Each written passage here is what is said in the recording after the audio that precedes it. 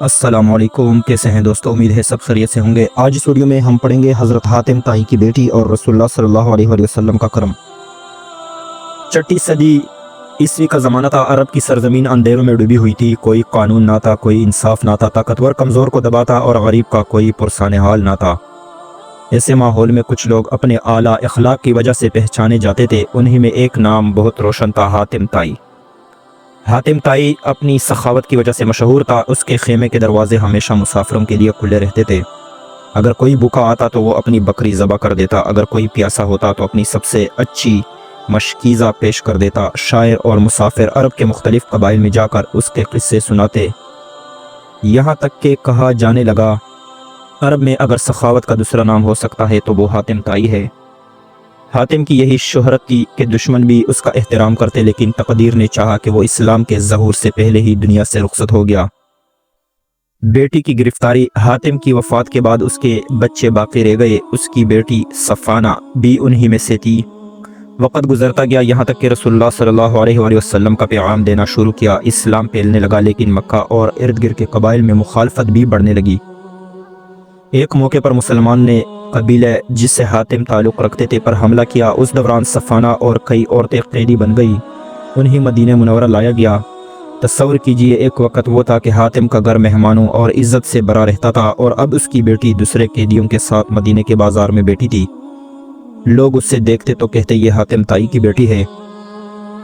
کچھ دن بعد رسول اللہ صلی اللہ علیہ وآلہ وسلم بازار سے گزرے، قیدیوں کی قطار دیکھی تو صفانہ آگے بڑھ آئی۔ اس نے حوصلہ جمع کیا اور کہا، یا محمد صلی اللہ علیہ وآلہ وسلم، میں حاتم طائی کی بیٹی ہوں۔ میرا باپ یتیموں کا سہارا تھا، بھوکوں کو کھلاتا تھا، غلاموں کو آزاد کرتا تھا، اور کبھی مہمان کو خالی ہاتھ واپس نہیں کرتا۔ میں اس کی بیٹی ہوں، کیا آپ مجھے قیدی رکھیں گے؟ یہ الفاظ سن کر سب لوگ خاموش ہو گئے۔ صحابہ رضی اللہ عنہ اجمعین حیران تھے کہ ایک قیدی جو جنگ کی قید میں آئی ہے اس سے اعتماد کے ساتھ بات کر رہی ہے۔ رحمت عالم صلی اللہ علیہ وآلہ وسلم نے چند لمحے غور کیا، پھر ارشاد فرمایا، اے لڑکی، تیرے باپ کی صفات واقعی بہت عظیم تھی۔ ہم سخاوت کو پسند کرتے ہیں اور نیکی کی قدر کرتے ہیں۔ جاؤ، تمہیں آزاد کر دیا جاتا ہے۔ یہ سن کر قیدیوں کی صفوں میں حیرت کی لہر دوڑ گئی۔ باقی قبائل کے لوگ سوچنے لگے، یہ کیسے انسان ہے، دشمنوں کو بھی عزت دیتے ہیں۔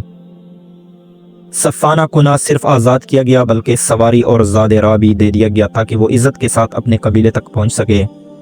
جب وہ اپنے قبیلے پہنچی تو سب لوگ جمع ہوئے۔ انہوں نے حیرت سے پوچھا، بتاؤ محمد صلی اللہ علیہ وآلہ وسلم نے تمہارے ساتھ کیا سلوک کیا؟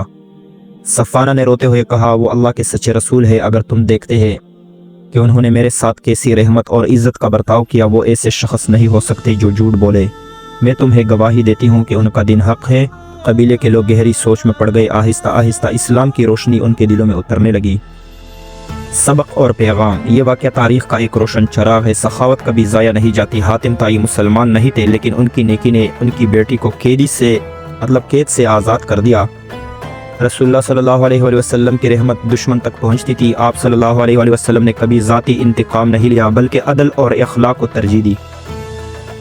اچھے اخلاق اسلام کی سب سے بڑی دعوت ہیں۔ صفانہ نے کوئی فلسفانہ دلیل نہیں سنی تھی، بس رسول اللہ صلی اللہ علیہ وآلہ وسلم کے کردار کو دیکھا اور ایمان کی طرف جھک گئی۔ حاتم کی بیٹی کی آزادی کا واقعہ عرب میں پھیل گیا۔ لوگ کہتے تھے محمد صلی اللہ علیہ وآلہ وسلم نے نہ صرف اپنے ماننے والوں پر بلکہ دشمنوں پر بھی مہربان ہے۔ یہی وجہ تھی کہ رفتہ رفتہ قبائل اسلام کے قریب آتے گئے، اور یہ واقعہ آج بھی یاد دلاتا ہے کہ نیکی کی خوشبو نسلوں تک رہتی ہے۔ یہ کہانی ہم لوگوں کے لیے بہت سبق آمیزہ ہے۔ تو دوستو، اگر ویڈیو اچھی لگی ہو تو چینل کو لائک اور سبسکرائب کرنا نہ بھولیے گا۔ ہمیں دیجیے اجازت۔ اللہ حافظ۔